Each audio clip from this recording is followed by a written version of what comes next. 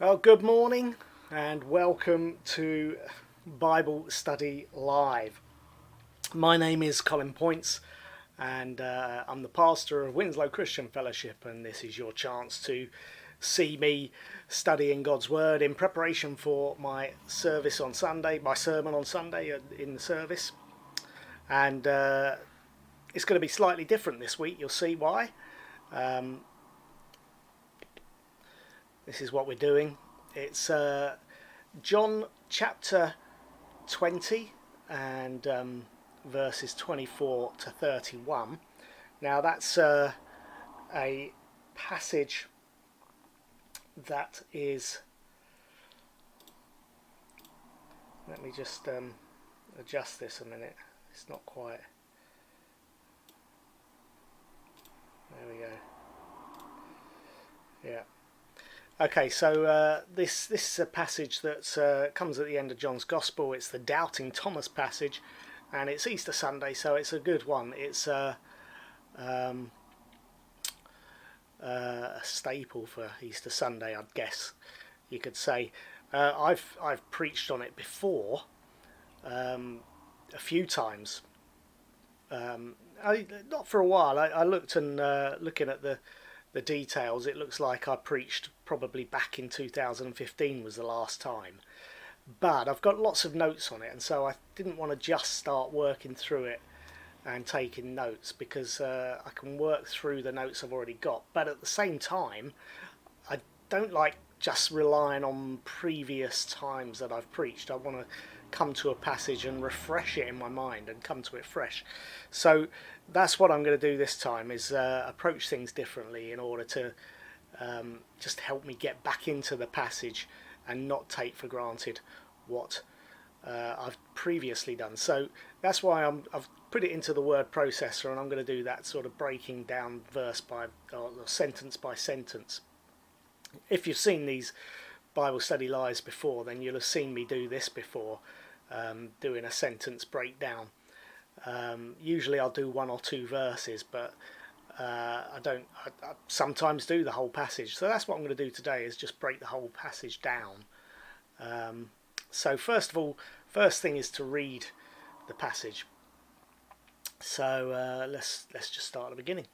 Now Thomas, one of the 12, called the twin, was not with them when Jesus came.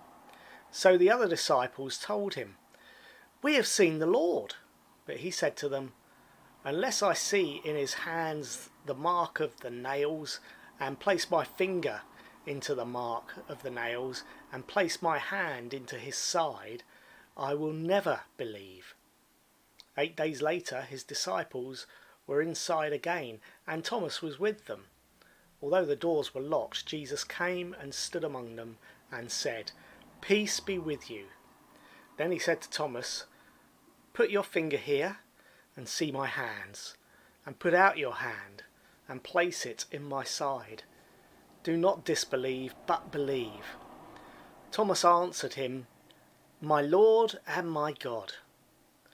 Jesus said to him, "Have you believed because you have seen me? Blessed are those who have not seen and yet have believed." Now Jesus did many other signs in the presence of the disciples, which are not written in this book, but these are written so that you may believe that Jesus is the Christ, the Son of God, and that by believing you may have life in his name. Okay, so I think previously I've not always, and I don't know if I've ever done it, but I've not always preached the passage with verses 30 and 31 tagged on at the end there, because those last two verses are a kind of summary of the book of John. So they're saying, you've had all of the stuff going on in John's Gospel, and then you get to verse 30 and 31, and it says, "These things are written in this book." There is another chapter after this, of course, but then it's talking about this book, so it's a summary of the book. These things are written so that you may believe. Now, I think there's no accident that the story about doubting Thomas comes just before these two verses, because the issue with Thomas was he was struggling to believe.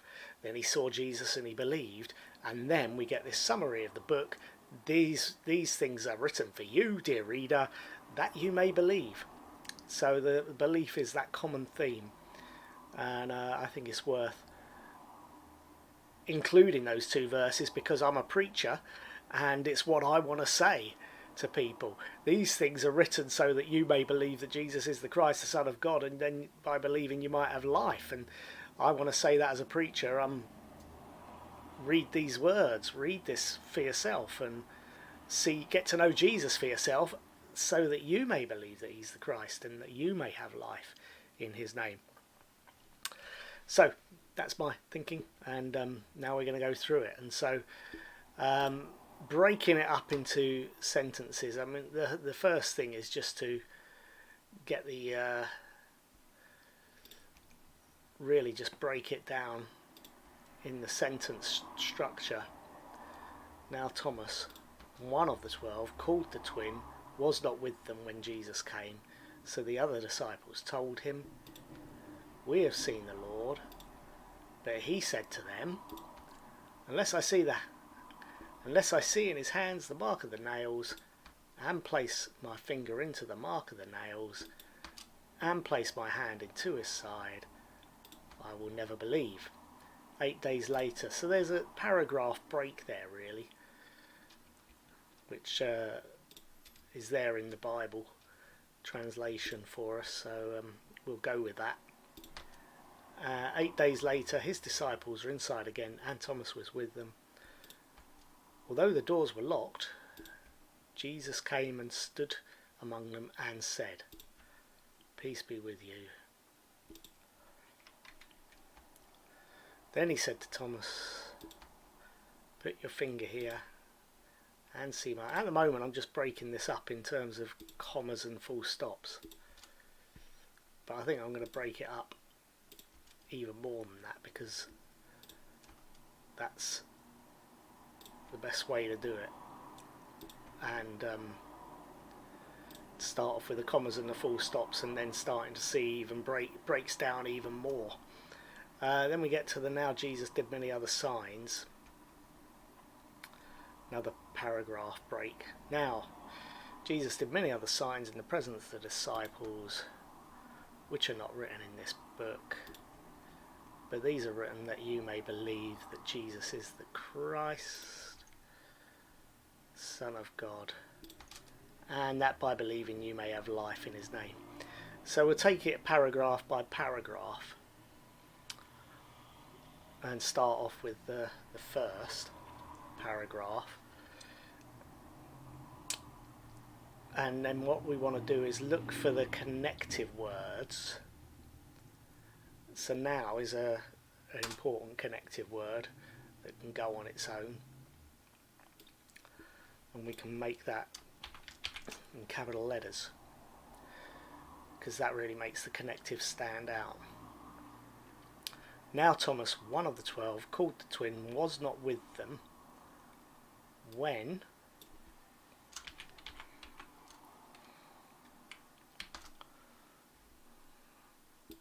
Jesus came. These words tend to be invisible, now, when, and yet these kind of tell us what's going on. This tells us that there's a time marker there. Now, when.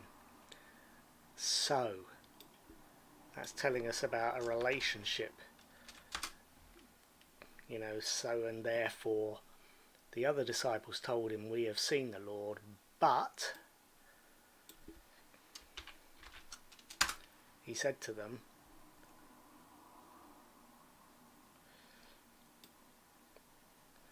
unless I see in his hands the mark of the nails,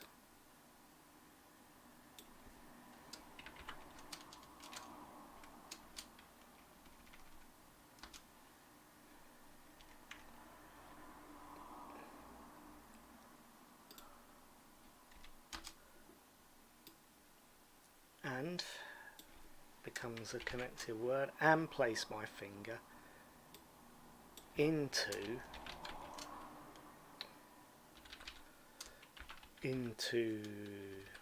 I cannot spell today. There. Into the mark of the nails. I don't know if people ever did this before word processors. If they just cut the passage up into little bits of paper, made a photocopy of it from the Bible, cut it up, and then started rearranging bits of paper, or is this an innovation for the digital age? And place my hand into his side. I will never believe. So let's just put that down there. Now the reason why I've done this in landscape to give us plenty of room to go sideways here, laterally, is that what I want to do is find the kind of key around which this paragraph is built, the key sentence. Everything is either leading up to or falling away from that sentence. Now Thomas, one of the 12, called the twin, was not with them when Jesus came. So the other disciples told him, we have seen the Lord. But he said to them, unless I see in his hands the mark of the nails, and place my finger into the mark of the nails, and place my hand into his side, I will never believe. And that seems to be the key phrase there, I will never believe. Everything is leading up to that moment, and so everything else falls away from that. Place my hand into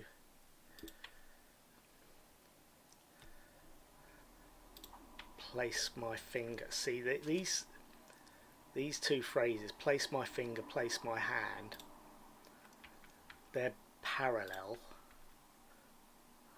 and then we move these things forward. So place my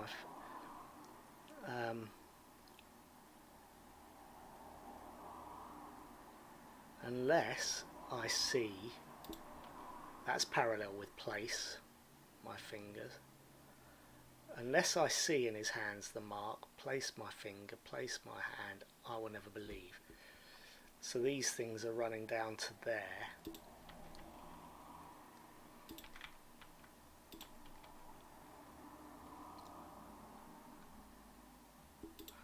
so that we can number this now. So when he says, unless, number 1, I see in his hands the mark of the nails, and place my finger into the mark of the nails, and place my hand into his side, I will never believe. So that's 1, 2, and 3. He said to them, runs into unless.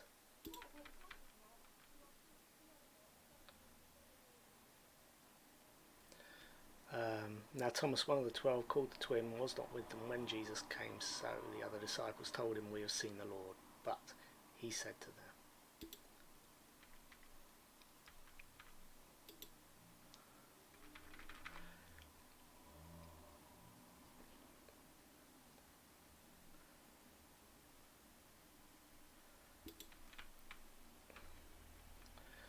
so I'm just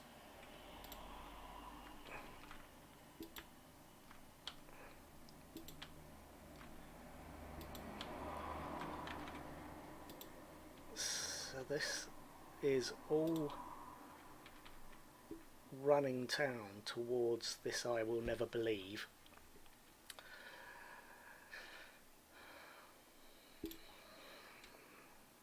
And these are now Thomas, one of the 12, called the twin. Those are equal sort of asides. Was not with them when Jesus came. So that key thing, he was not with them. The other disciples told him, we have seen the Lord, but he said to them, unless, and so on. Number 1, I see the hand. Number 2, place my finger. Number 3, place my hand. I will never believe. So that first paragraph is making a really clear point, isn't it? He wasn't with them and therefore he won't believe. Paragraph 2.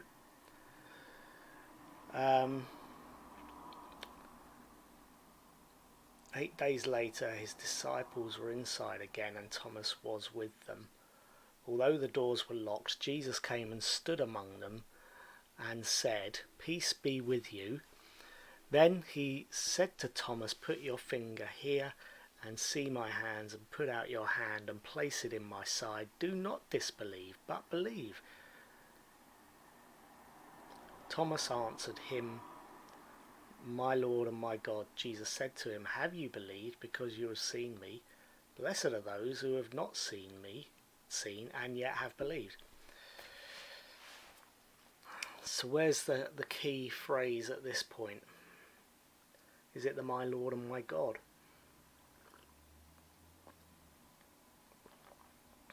I think that's what it's all working towards, isn't it? It's building up towards.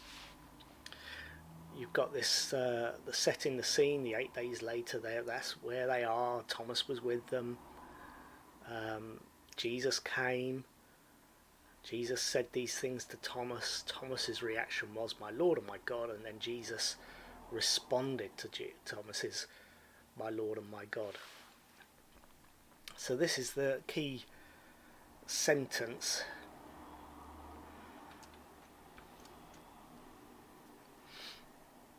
And even that is broken down into 2 things. My Lord and my God. And from that, Jesus said to him, have you believed because, Jesus said to him, have you believed because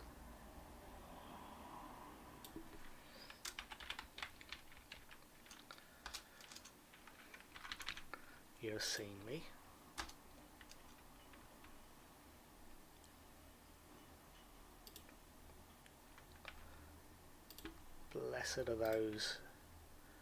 Blessed are those who have not seen and yet have believed.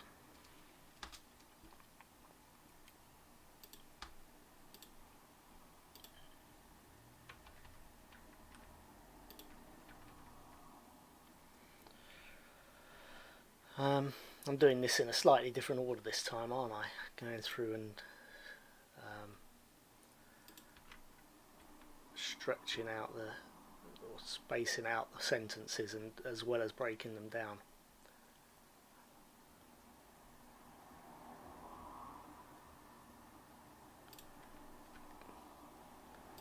Do not disbelieve, but believe. Thomas answered him, my Lord and my God. And then we've got this and going on here.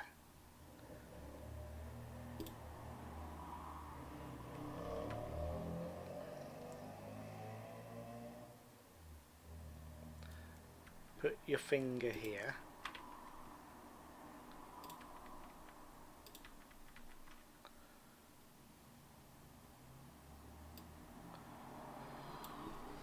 So let's put those connectives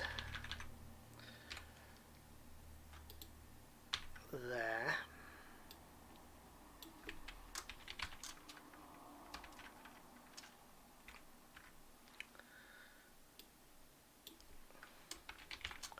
Put the ands,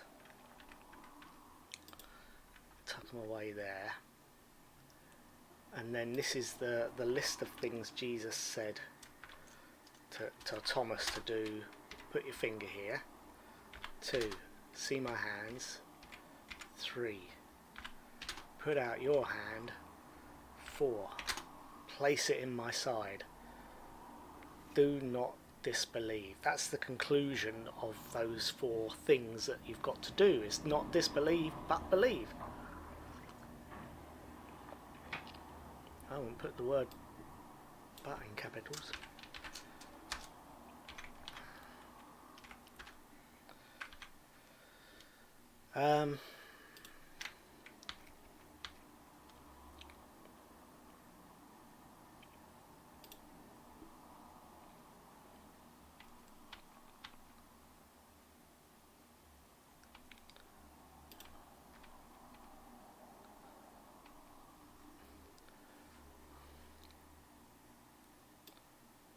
Jesus came and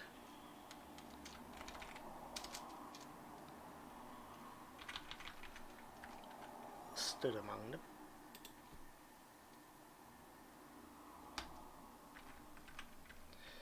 Now this is a list, isn't it?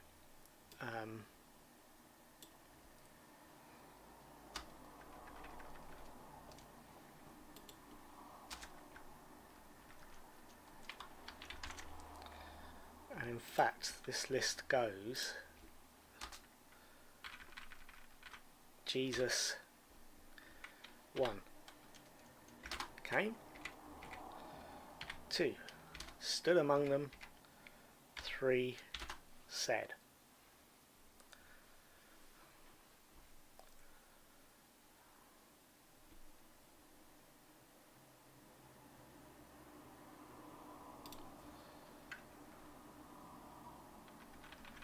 So that's, although there's a nice connected word there. Oops.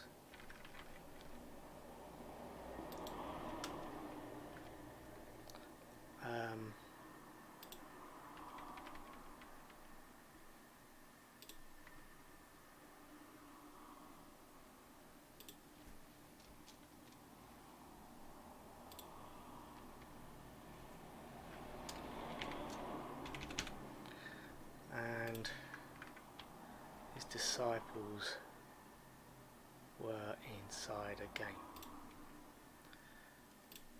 8 days later. So 8 days later, his disciples were inside again, and Thomas was with them, although the doors were locked. Jesus came and stood among them and said, "Peace be with you." Then he said to Thomas, "Put your finger here and see my hands, and put out your hand and place it in my side. Do not disbelieve, but believe." Thomas answered him, "My Lord and my God." Jesus said to him, "Have you believed because you have seen me? Blessed are those who have not seen and yet have believed." Now, that's a shame that it goes on to a second page there. But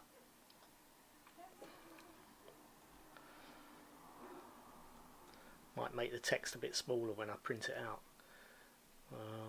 We'll see. 14 point. And then let's go on to the final paragraph. Now Jesus did many other signs in the presence of the disciples, which are not written in this book, but these are written so that you may believe that Jesus is the Christ, the Son of God, and that by believing you may have life in his name. I think "you may believe" is the key sentence around which everything else goes. Jesus is the Christ, the Son of God, and that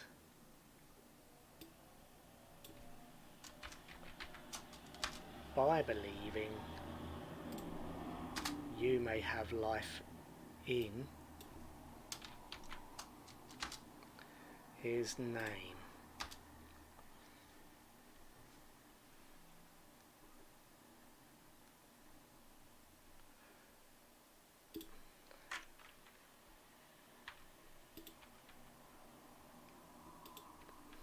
This is parallel. You may believe that Jesus is the Christ, that by believing the Son of God, and that by believing you may have life in his name.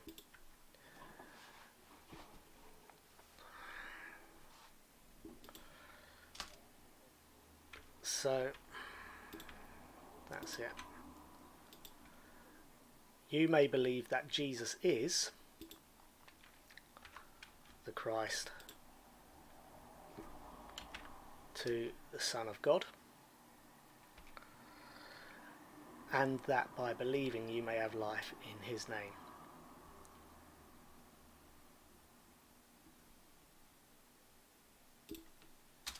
Put that there because that's parallel.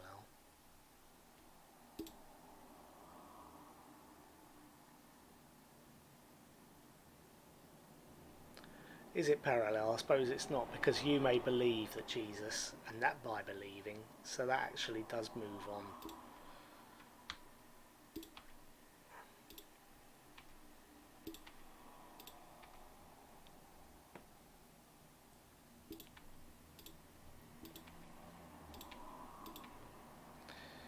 So yes, that's it.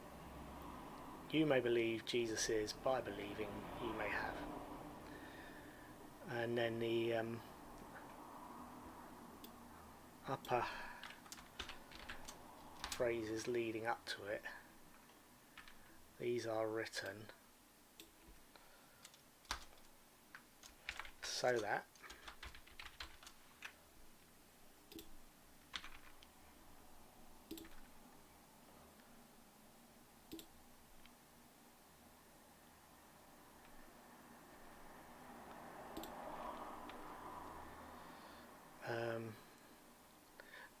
now Jesus did many other signs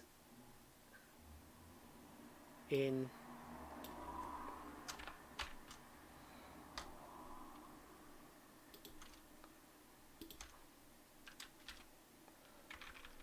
the presence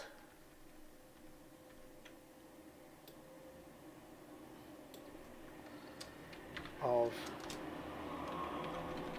the disciples,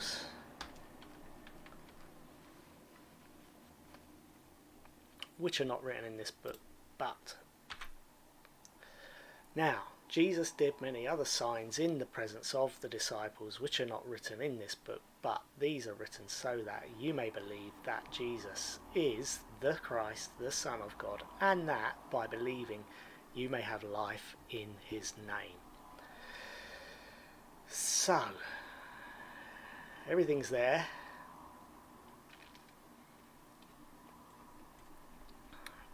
How would it work if I did put it back into portrait? The first page fits all right. and the second page fits okay as well, so I've not gone to do a page break there, so I didn't go as far across as I needed to, have the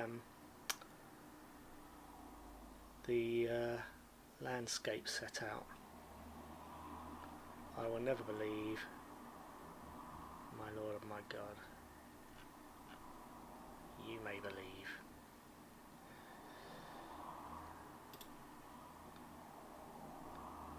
Just gonna save this. You can't see the save page, the save dialogue, but that's what I'm doing right now. Just saving it as John 20 verse 24 to 31 sentence layout, and I'm going to print it. And the printer's upstairs, so I'm going to go and get that. Be back in a moment. Check your ink levels regularly, I will do.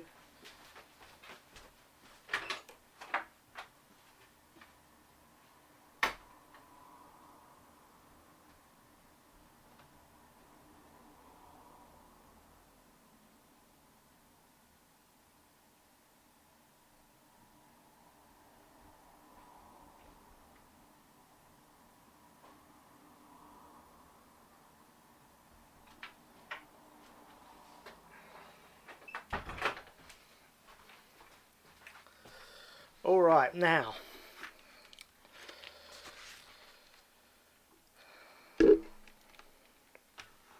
this is part 2 of the process, and at this point I've got some colourful pens, and can you see that? I hope you can see a reasonable amount there.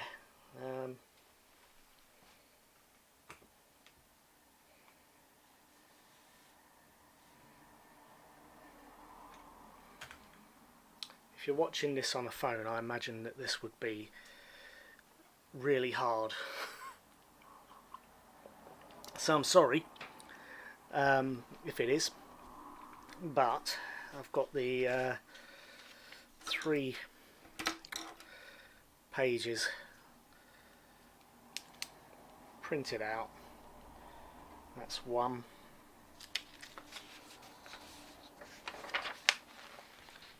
2,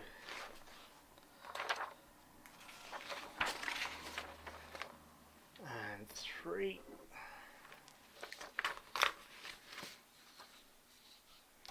And then I've got colourful pens and highlighters to go through, and I think one of the things is key, isn't it, is that it's the word believe.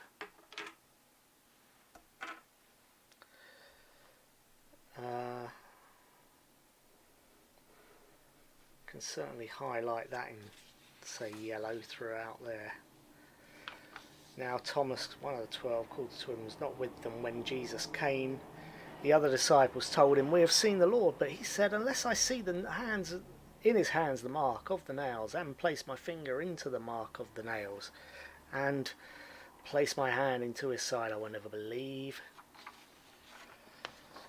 8 days later, his disciples were inside again, and Thomas was with them. Although the doors were locked, Jesus came and stood among them and said, "Peace be with you." Then he said to Thomas, "Place your finger here, see my hands, and put your hand and place it in my side. Do not disbelieve, but believe." Thomas answered him, "My Lord and my God." Jesus said to him, "Have you believed because you have seen me? Blessed are those who have not seen and yet have believed.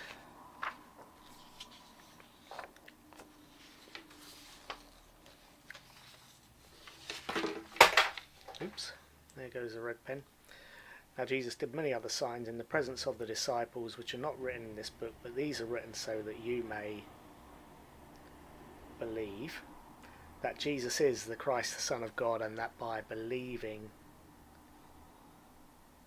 you may have life in his name. 1, 2, 3, 4, 5, 6, 7. 7. Always goes in sevens, doesn't it? Lots of things seem to come in sevens in the Bible.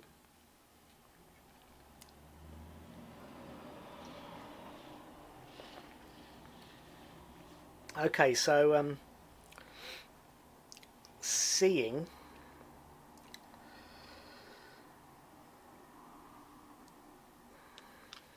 is another word. Let's see. Let us see. Now Thomas, one of the 12, called the twin, was not with them when Jesus came. So the other disciples told him, we have seen the Lord. But he said to them, unless I see in his hands the mark of the nails, and place my finger into the mark of the nails, and place my hand into his side, I will never believe.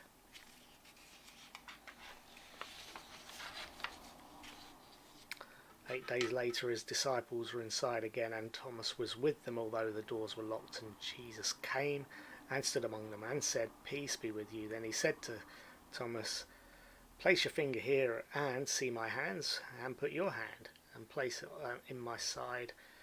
Do not disbelieve, but believe. Thomas answered him, my Lord and my God. Jesus said to them, have you believed because you have seen me? Blessed are those who have not seen and yet have believed. Now Jesus did many other signs in the presence of the disciples, which are not written in this book, but these are written so that you may believe that Jesus is the Christ, the Son of God, and that by believing you may have life in his name. So see is not as common a word. It's there 4 times.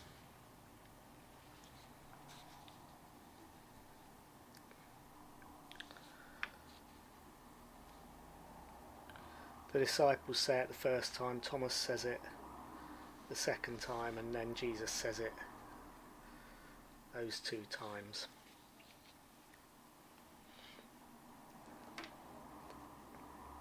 I haven't got enough highlighter colours, so I have to use circular markers to circle bits and pieces.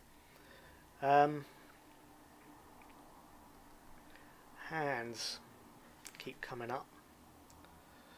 Thomas, one of the 12, called the twin, was not with them when Jesus came. The other disciples told him, we have seen the Lord. But he said to them, unless I see in his hands the mark, the nails, place my finger, which is kind of a hands word, into the mark of the nails, and place my hand into his side, I will never believe. And then I don't think, is there anything like that on the page 2? Might not have any second paragraph. 8 days later his disciples were inside again, and Thomas was with them, although the doors were locked. And Jesus came and stood among them and said, peace be with you. Then he said to, oh yeah, it is page 2, is it page 3 that might not have anything about hands.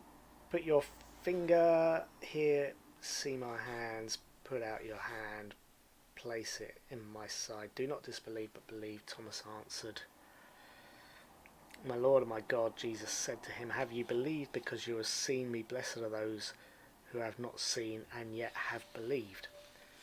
Now Jesus did many other signs in the presence of the disciples, which are not written in this book. But these are written so that you may believe that Jesus is the Christ, the Son of God, and that by believing you may have life in his name. I mean, you can see that what I'm doing here is just another way of slowing myself down, forcing myself not just to read the passage but to read it many times over. And by breaking it up into these chunks, I'm forcing myself to really think about what's being said. It's slowing me down, because I've got that annoying tendency to skim read, skim over things.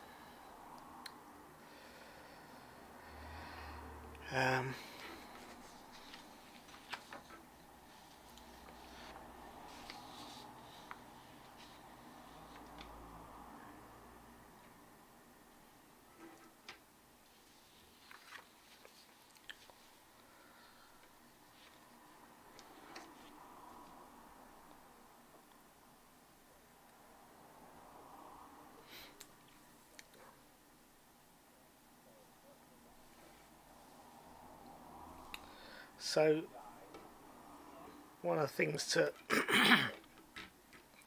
think about, I suppose, is the timings of this. There's the when. Now Thomas was not with them when Jesus came. When was that exactly? How soon are we talking about? Are we talking straight after?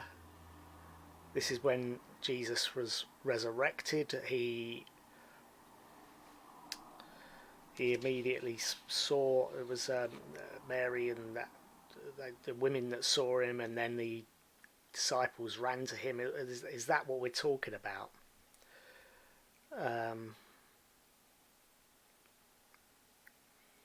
The other disciples told him. How soon after? And okay, so Thomas was not with them. Where was he? And these are things that there's probably no answer to that question. Where was he? We're not going to know, and yet it's something that's worth thinking about. Where was Thomas? Because even if you don't get an answer, you've thought a bit more about the passage, and it might lead to other answers.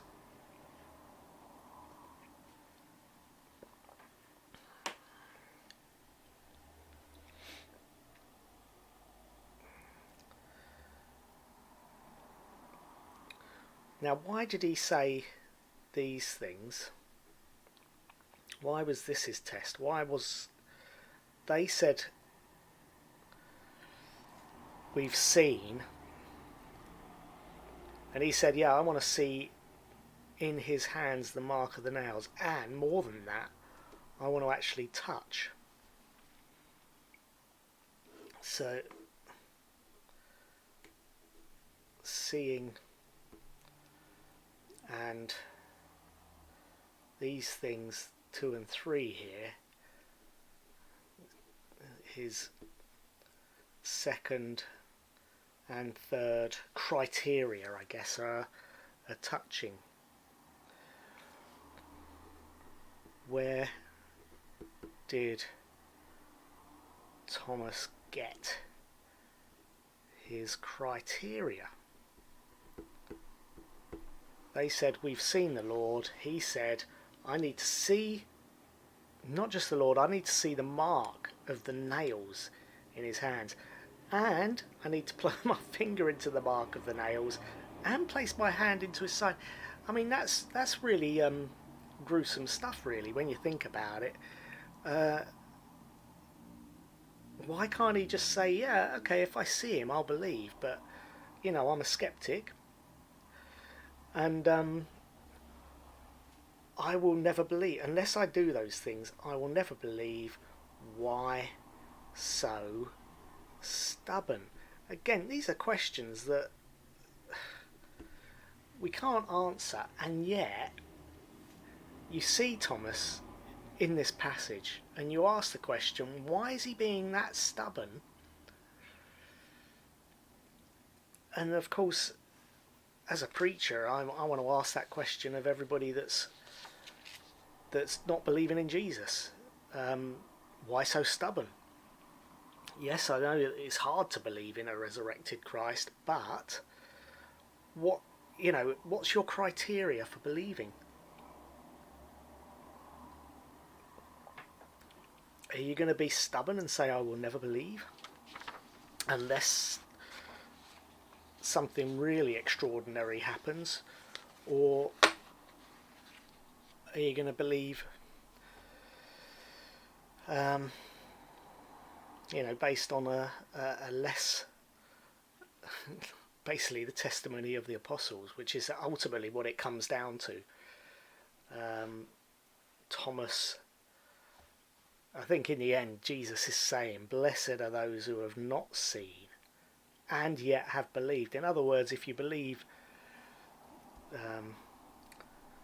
those who believe the testimony of the other apostles. And that's you and me. We're the ones who get blessing. Thomas, because of his stubbornness, missed out on the blessing. Now, didn't miss out on all blessings, because he did in the end believe in Jesus. But Jesus is saying that if you believe based on that testimony, on what they've seen, what they testified to, then you are blessed. And that's important, because none of us have the opportunity to do what Thomas did. And actually, well, Jesus was gracious, wasn't he? Jesus gave him the opportunity to do exactly what he said he would do. Jesus is gracious and offered to humiliate himself, lower himself at least. Lower himself, so that Thomas could put his fingers in the marks in his hands and put his hands in there. And it seems that Thomas didn't have to do those things after all.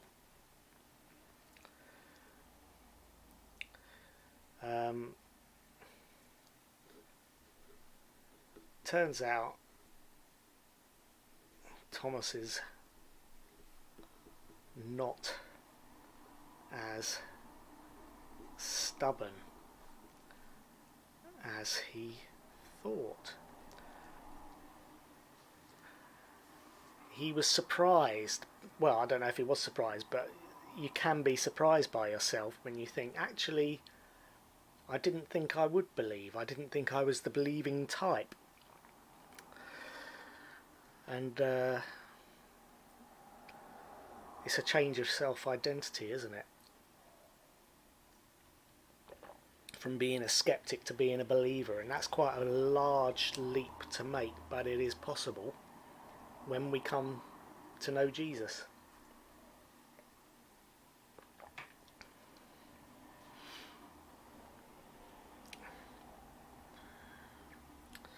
Peace be with you. That's an important phrase that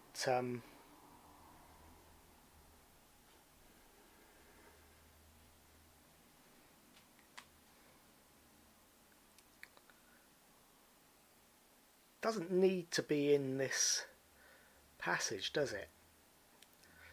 It doesn't particularly fit in the narrative of Thomas doesn't believe. Jesus turns up, says, look, here you are, all your criteria fulfilled. And Thomas, without even needing to fulfill the full criteria, he says, yeah, I believe. But Jesus in the middle of that says, peace be with you. So that's probably important, isn't it? That Jesus, where he goes, brings peace. He doesn't come in and say, you rotten disbeliever,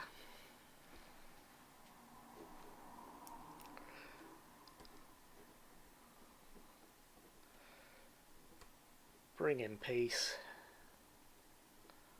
not conflict, not telling Thomas off.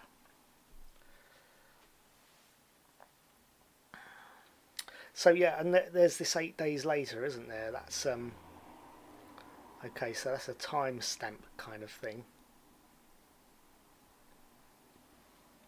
8 days after Jesus was presumably raised from the dead, and when they first saw him.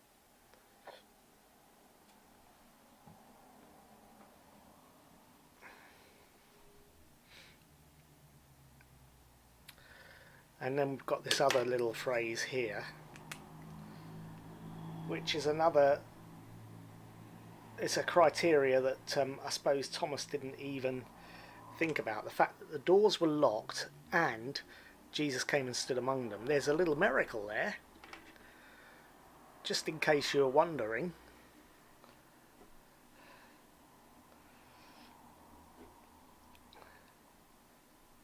This is a miracle, and I guess it's a reminder. Come on, Thomas, you know, this is Jesus we're talking about. He's the person who can do miraculous things as if they were normal. He can stand in a room, and you know, that's a normal thing to do, to stand in a room with a group of friends, but he can stand in a room where the door was locked and he wasn't there, and suddenly he is there.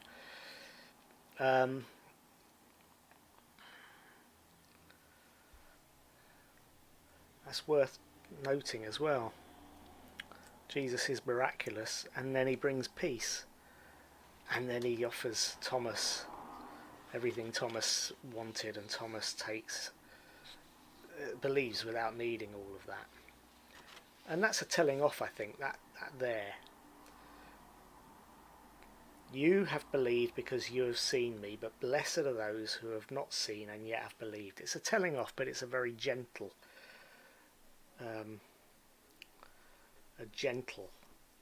telling off. Thomas, you missed out on the blessing of trust. Your stubbornness prevented you from believing based on what your friends told you. You should have believed.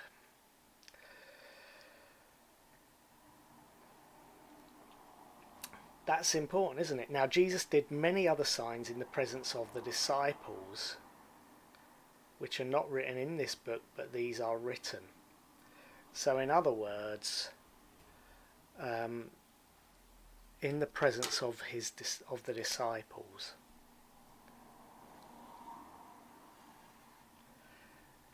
In other words, we can trust their testimony. So if they say Jesus did something, then we should just believe what they said, because they were there. Now it's going to be it's more to the argument than that, because there's all sorts of arguments about maybe they were hallucinating, or maybe they were big fraudsters. But there's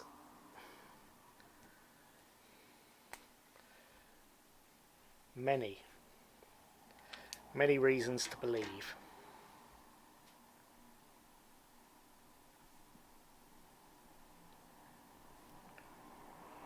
But it does tend to hinge on the Bible, the biblical accounts written by the eyewitnesses,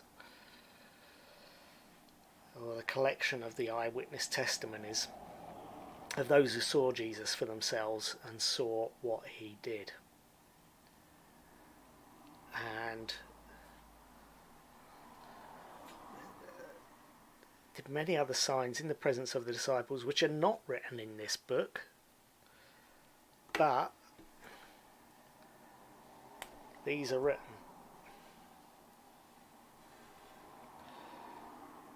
that's the important thing, that these ones are written, and you, the reader,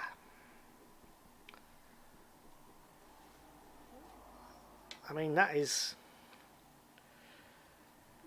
this is there's so much of the Bible that is addressed to specific people. The letter to the Galatians is written to the church in Galatia.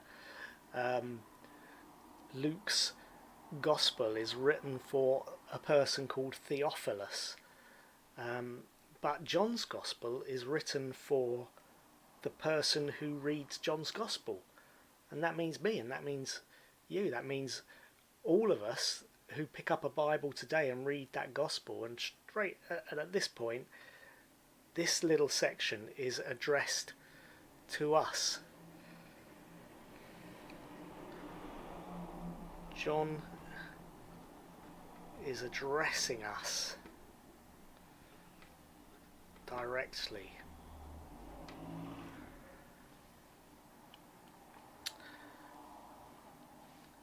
So what are the key things we need to believe about Jesus?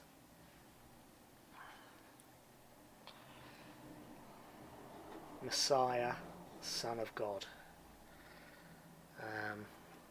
Hang on, I've got other colours that I can use here, haven't I? There we go. Christ is the Messiah, chosen King, Son of God,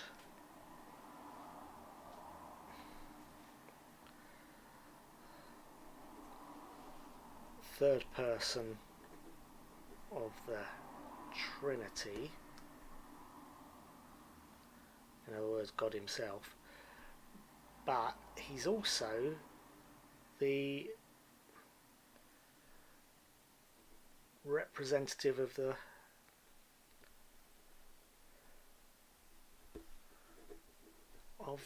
people of God. I mean, that's the interesting thing, I guess, about that phrase "Son of God." The Son of God is Israel. At some points in the Old Testament, they were called the Son of God. So that phrase encompasses both God himself and God's people. Jesus is definitely and completely the go-between, the mediator between God and human beings, specifically the people of God. And the great thing is that in Jesus, it's not just the physical descendants of Abraham. The people who are the people of God are those who believe. By believing, you may have life in his name.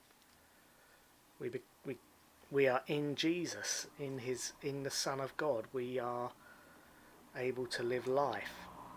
What is life? What is life in this context?